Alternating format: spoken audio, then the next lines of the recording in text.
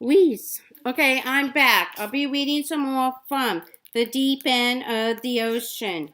Reese, Chapter 24, June 1994. All five of them in the social worker's office felt like a crowd. Nobody knew where to go. Reese finally flopped on one end of the couch. One of those nubbly orange numbers that show up in places we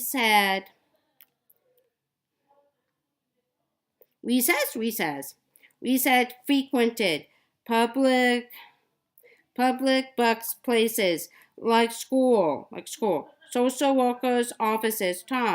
Now, Tom, now, we thought Tom wouldn't have put a couch like this one in his garage. He concentrated on watching a spider pick delicately in and out of the canyons of the ACOUSTICAL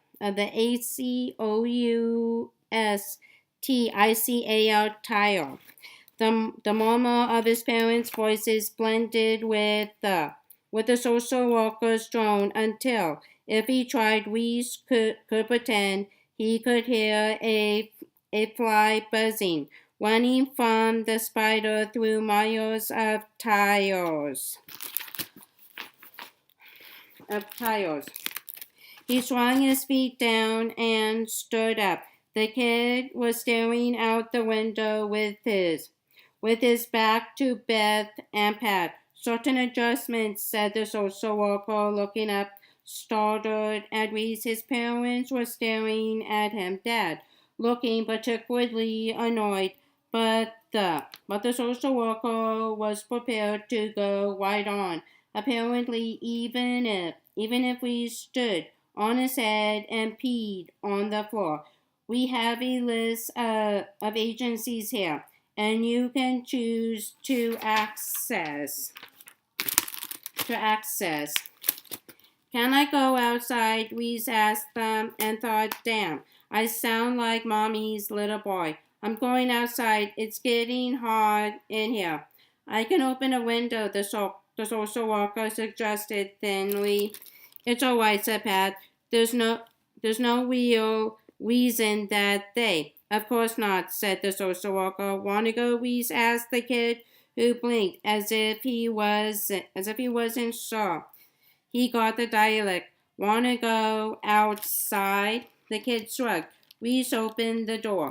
There was a kind of a playground outside with a couple of basketball courts, some other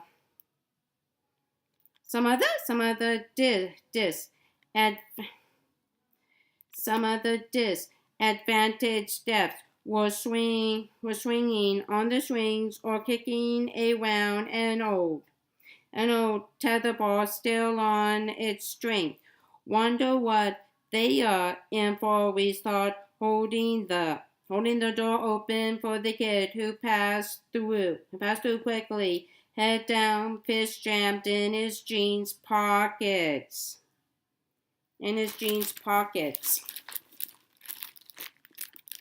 Vincent, said Beth, and you will keep, and we saw the look his dad gave her then, as if even he couldn't believe she could be that stupid.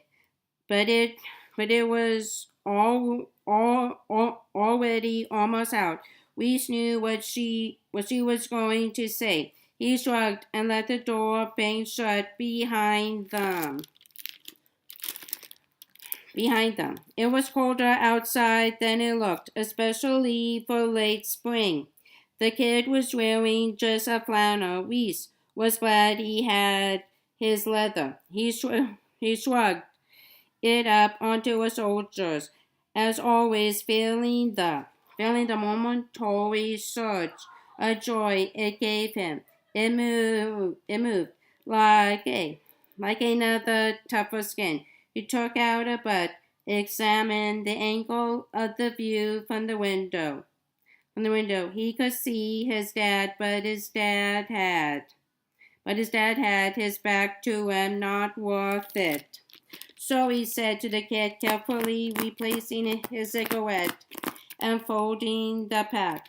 Was the guy here this morning? The guy, said the kid, not tracking. The guy, the guy who was your stepfather, your stepfather. George, what's his name? We said he came to the foster parent. He came to the foster parent place real early, said the kid.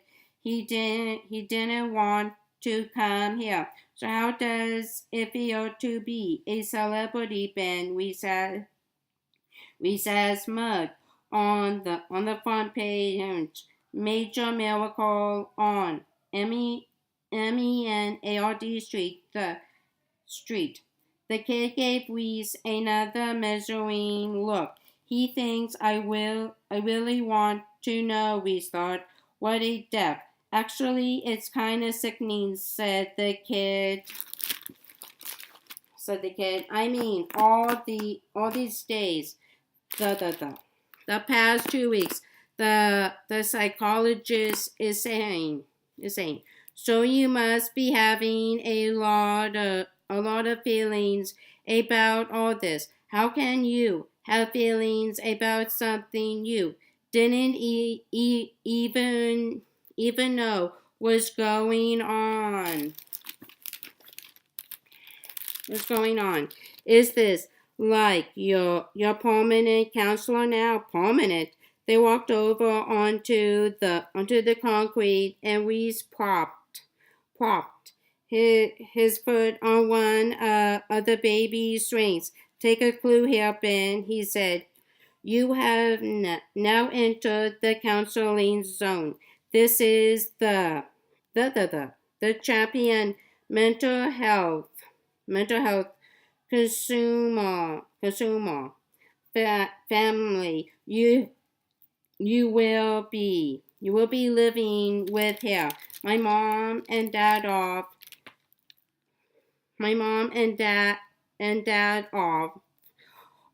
and on. Go to marriage counseling, and she used to go to grief counseling, and Carrie goes to like drawing counseling, and I myself hold the world's record in my age cohort for consecutive visits to a shrink. Why? What's wrong with you? Reese kicked the shrink. Nothing. Nothing has to be wrong with you. It's just school shit and so forth. It's mainly my dad who thinks I'm this major fuck off. And what about your mom? You have met my mom well, said the kid, turning away with Reese. Didn't want no. My mom isn't like this. Bad person or anything. She's just like ground control to Beth. CAPPADO you know. She doesn't get stuff half the time, or you think she doesn't recite anywho. I wish we had a car. You don't have a car, said the kid. No, but a car is a thing. It's a thing. You can always have if you want. What do you mean? The kid asked him. I mean, a car is just there for you. You steal cars? No, I don't steal cars. But you can borrow a car, no harm, not much power. You know what I mean. That's just a kind of stealing. Well, I want to know that I flourished in my youth, said Reese. The kid looked around him like he was trying to find a cop or something. Shit, thought Reese. Next topic.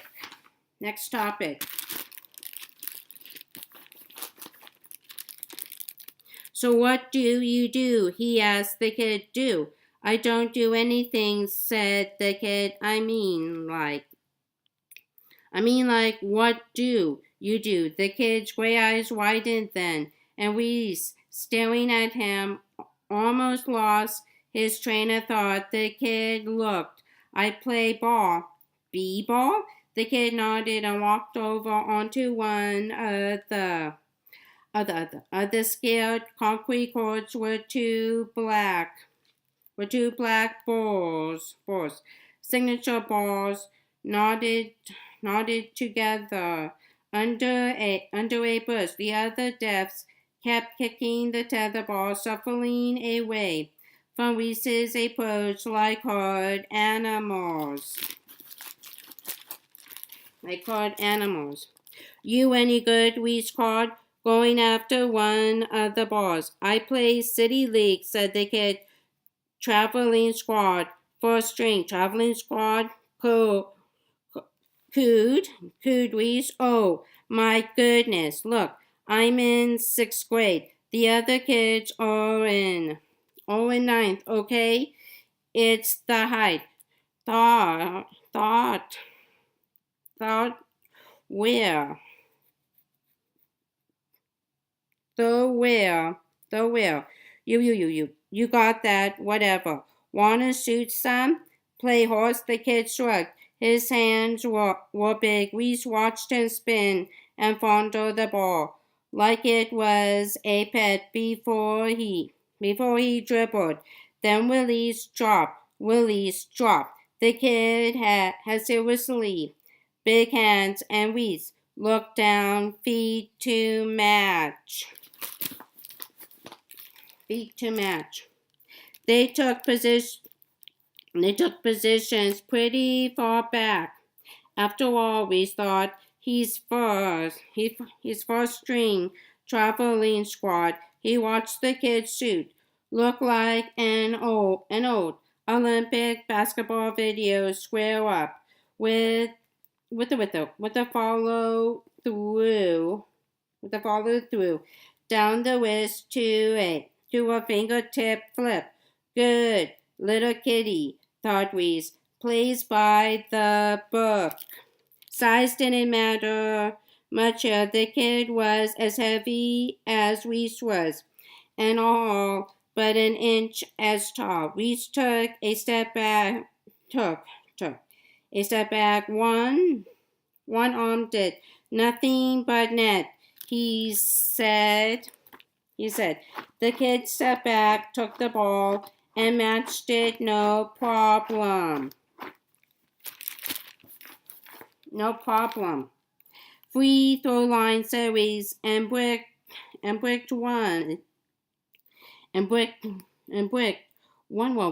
off the back of the iron. It went wide.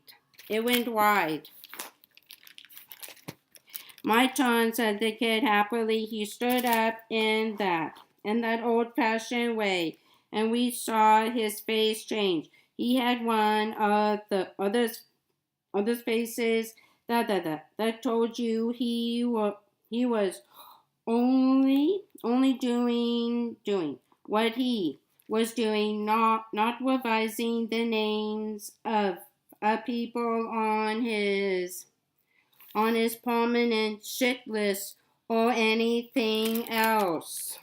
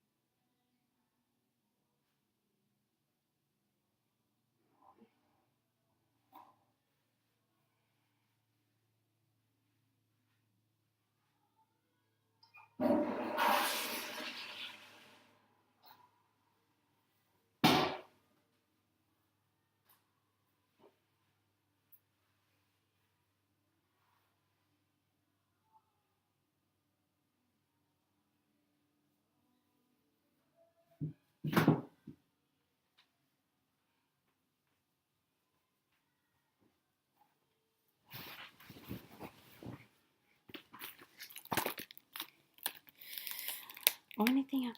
He was right there. We could tell before the ball left the kid's fingertips that it was good, and so we zipped his his jacket, took it rid of the flapping pockets. Balanced the ball on one end and zeroed in. He missed again. He missed again. That's B, yelled the kid who stood beside Reese, and drained one without seeming to even set it up. We saw the fat bastard Teeter, the basketball coach at school, who also taught PE, saying it's a mental thing with you, CAPP, always. You are about one taco short of a combination plate about half the time. If you could just think about what you were doing. He tried to look through the shot, but he could feel it go wrong the minute it took flight. That's all, the kid said again with pure joy. I let you, said Reese, dribbling down the lane. He leapt and Fingo rolled it in. Not this, Bonzo. We are playing horse. You did. Okay, standing still, huh? Four string, I can take you, the kid said evenly. We strove for the basket again, skipping onto the paint, looking for the sweet spot of his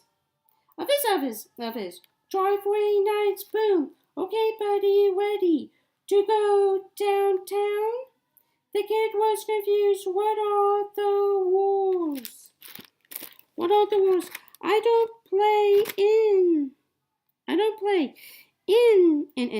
City Whack. My man Reese drove again, missed his layup, and spun as the ball floated off the far side of the hoop.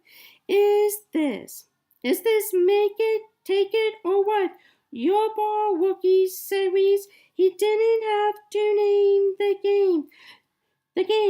Though clearly the game would have been make it, take it if he nailed the last shot. To what, said the kid, dribbling absently. To 11? Just play, we told him, and the kid checked the ball.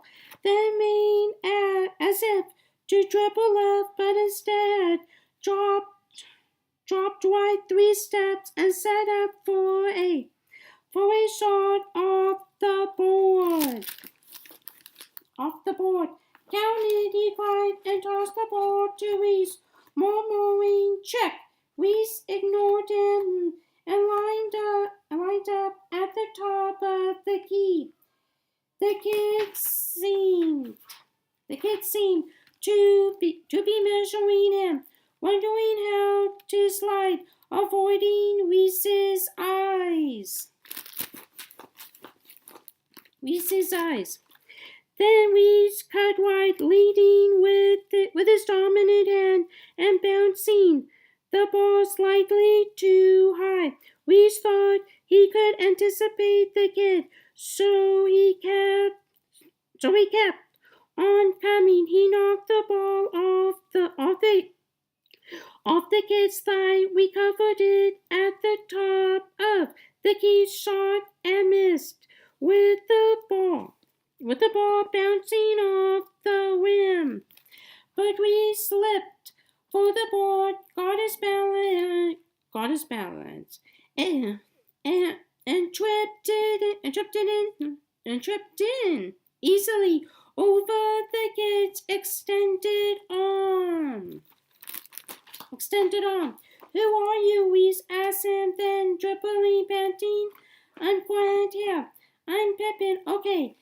They played in honest then with Reese, holding on to the lead. The kid repeating the score after each basket. The Reese aired one, and the kid boxed out, grabbed the rebound, took it back, and drove for the layup. That's evens up, said the kid. Reese lined up. When the kid came in, he turned, fronted, and raised an elbow. The kid stumbled.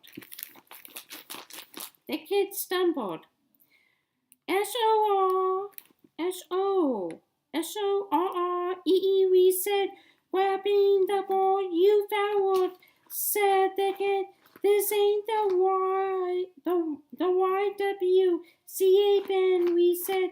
It's not Ben. Okay, Ben, we mumbled, driving past the kid toward the baseline. But the kid shifted his position. He had a way of sliding more than running. It was hard to follow, stepping in to take the charge. We struggled for concentration. He was chasing the ball, not moving with it, damn it. So he drove hard right at the kid, leading with his left arm and whacking the kid across the bridge of his nose. The kid kept his head, but Reese could see his eyes water, and then as Reese went up for the shot, his eyes still on the kid's face. This look of fear. He looked like Ben, who would not even slide down the plastic slide into the 6-inch deep wading pool unless his brother stood there with open arms. That same wide open look right across the bones of his cheeks. Scared, game, coming, Ben, Reese thought, and in the instant of lost concentration, the kid batted the ball away, and both of them ran for the corner where the ball bounced. If he went forward, we saw the kid would fall out of bounds. The kid had no options. He had to just dive. The ball hit Reese's leg hard and out of bounds. Twice Reese wins. It had nicked him where it mattered, but groin was groin. It was close enough, you dumb shit. You did it, said the kid, and it's my ball. He took it with left and laid it in with a reverse layup that put his body between Reese's arms and the ball. And the ball, too. I'm up now, said the kid to Reese, who was bent over, sucking air while the kid was breathing like he was asleep. What's it to? 21 now? The kid was excited. He almost laughed. Just play, said Reese. Go to 21, Vinny, said the kid. He said it was soft, but Reese hearted and drew back, gathering the way he had in the moment before a dozen fights, 100. He took the ball and dribbled around the around the backboard, giving himself some time, raising up for a long jump shot. Sweetness. You see that in Wet League, Ben? Yep, said the kid in course, and the kid took the ball driving right, but Reese knew his moves now and simply spun on his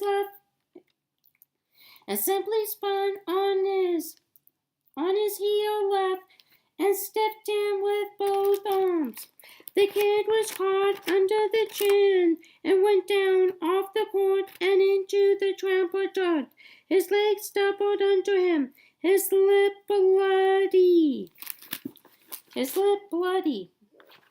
Shit, we said, I didn't mean, but at that moment, his father barreled into him like a snowplow, knocking Reese flat on his can on the concrete with a pain that shot up his tailbone and would have made him scream if he hadn't bit down. You little shit, said Pat. He reached up and yanked off his tie.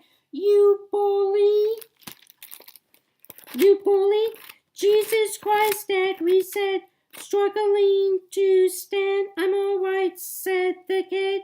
Are you hot, Sam? Pat asked him, pulling out his handkerchief. The kid waved him away, staring over Pat's shoulder at Reese. I'm okay. Can you go a day? This one day without trying too hard something? We saw his dad's eyes twinkle in pain. Oh shit. Was that sad pain or heart pain? Oh shit. We thought.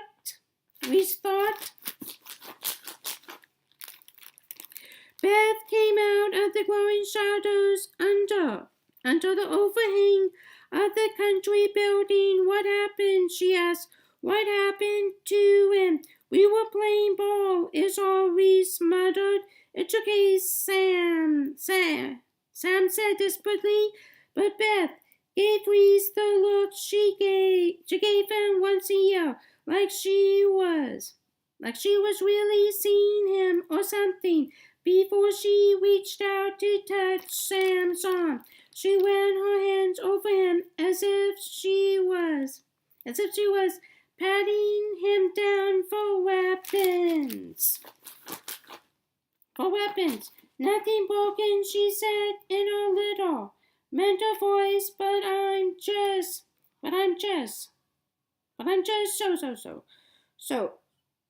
so fine voice, her school voice. They put Reese in the front seat with Beth. Dad sat in back with the kid. Nobody even mentioned going to get Gary from Grandma's place at Benzo's. The pizza they ordered sat there, grease hardening in ridges like a relief map. The kid ate 2 pieces, carefully picking off the pepperoni, which Reese's father absently spilled off the plate with a fork and ate himself. Reese watched his dad. Pat was sweating heavily as if he'd been running. He hoovered the coke in. Eat something, Vincent, said Beth. She should get a t-shirt that said this, we thought. So we made a game of seeing how long he could chew a single bite, watching Beth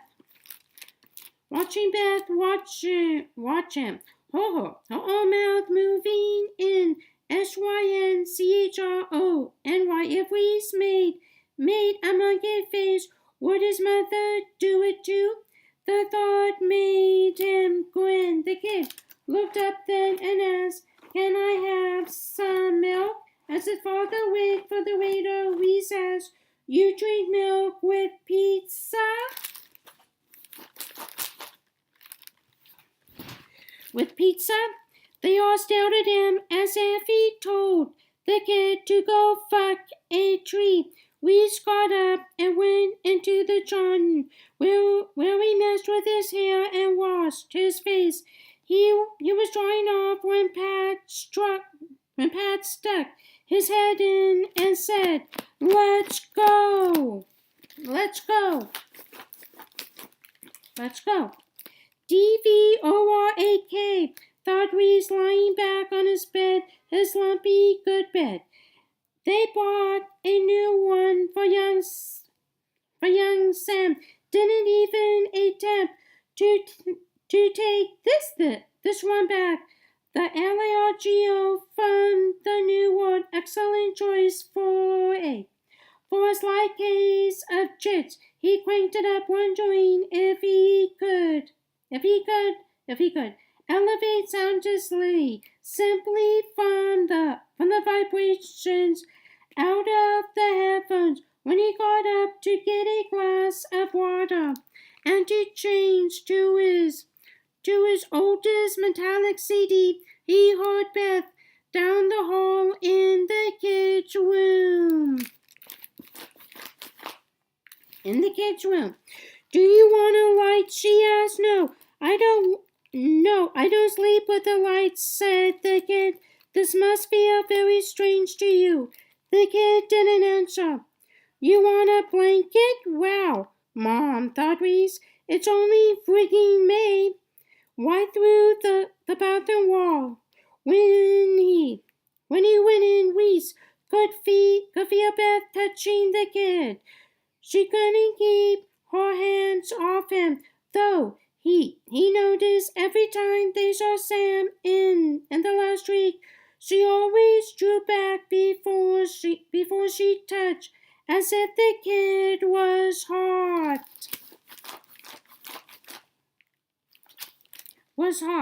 Saturday morning, called his dad, coming up the hall. You want to take in a game?" "Okay," said the kid. "Father City," thought Reese. Yep. "Going to take a lot of games though, Dad. Lot of catch up to play this season." He ran into Pat when he opened the bathroom door. His dad looked as if he were ready to have a talk. Reese tense, but Pat only leaned against the frame of the door. VINCENZO, Dad said, and Reese felt his throat close. "Please, please." He heard the bedroom door shut. Mom would be in TRANQUO land now. He could drive a front loader up on the porch, and she may be turned over. His dad, he wasn't sure. His dad might stalk around some. And sure enough, Reese heard his parents' mattress sigh and the jingle of Pat's change as he put his pants back on. The metallic was making Reese even more jumpy. He got up and rummaged around until he found the African sex guy whose name he could never remember. There he thought, laying one hand exactly parallel with the other along the sides of his hips. Nothing strenuous, drift. Didn't work. Needed PUCCINI maybe. He rummaged again. Reese woke up in the dark. His father must have turned out the light. He felt under his back his back the familiar lump. Over the years, Reese had occasionally tried to figure out what the constant body pressure was. Pressure was morphine. Bends Red Bunny into looking exactly like. He thought sometimes it looked like a tadpole now, except for the one remaining ear. Easing up, careful not to press his groaning bladder, Reese pulled it out from under the bottom sheet. One eye a hump, fat shape in places its red plush, nearly transparent pink and bordery thought we now. That's it.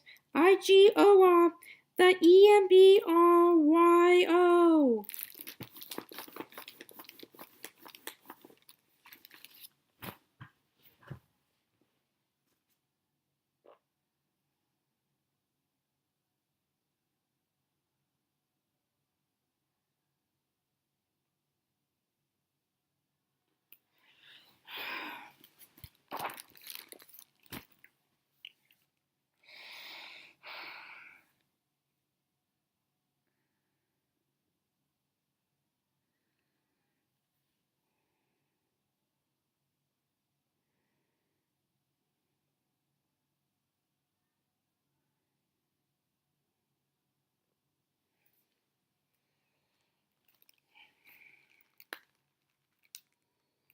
Still carrying the formless thing, Reese got up to pee and put the Red Bunny down on the sink. His father was snoring.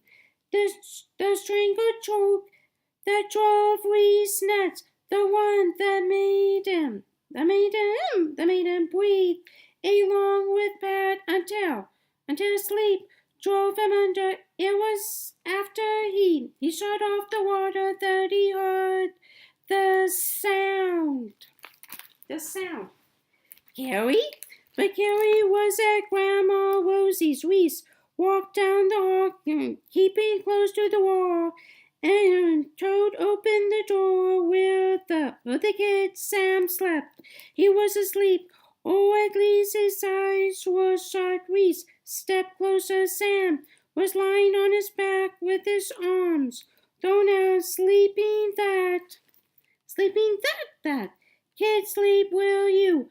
Go down so hard you drool. Reese looked for eye movements. The kid was soft. Then Reese opened his hand and let the chapped red shape of the bunny IGOR fall next to the bed. But as he turned to walk out, he heard the kid groan. Sam's arm came up over his face, and he said, "No, I just don't know." And he said, "No, I just don't. No, did he mean I don't know? Or was he trying to stop something?" The kid moaned again. Reese sprinted for the door. What if the kid woke up? But Sam rolled over, and again, this time, softly, he said, "Oh no. Oh no." There was a space between the door and the opening to the closet. Reese leaned against the wall and slid down sound asleep. He folded his arms over his raised knees and adjusted his eyes to the dark. If he strained, he could see the hands on the clock face above Sam's dresser. It was 3 a.m., so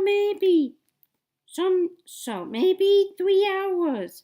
Reese had gone without blinking longer. Anyone with training could watch that long. It was just Reese leaned forward, his chin on his arms. You couldn't tell.